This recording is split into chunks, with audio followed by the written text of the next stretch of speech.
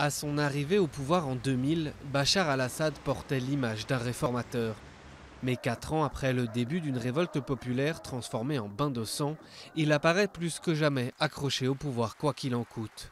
Malgré plus de 210 000 morts, les accusations de crimes de guerre, l'utilisation d'armes chimiques, il reste campé sur ses positions. Comme dans cette interview donnée à l'agence France-Presse en janvier 2014. Si la Syrie perd la bataille, cela signifiera le chaos pour tout le Moyen-Orient. Il ne s'agit pas seulement de la Syrie.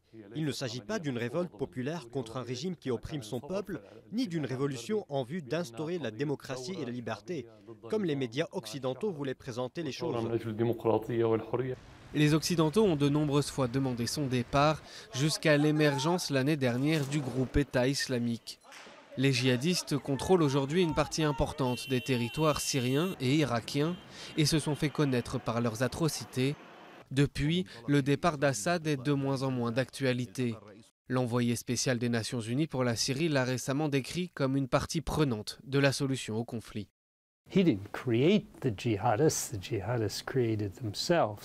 Il n'a pas créé les djihadistes se sont créés eux-mêmes.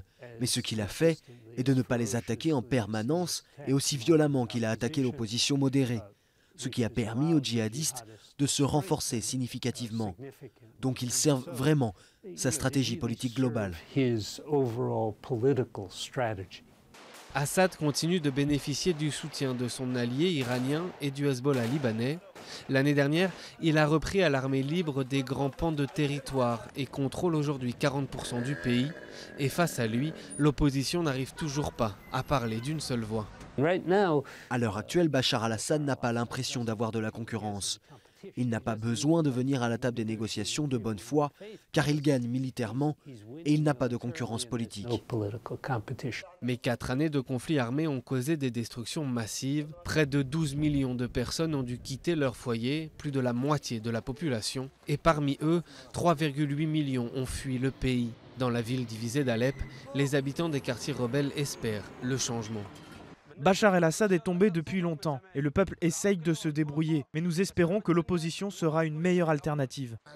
Bachar n'a aucune présence ici, c'est le reste du monde qui lui a donné le feu vert pour rester au pouvoir. Même en position de force, le prochain défi de Bachar al-Assad pourrait être financier.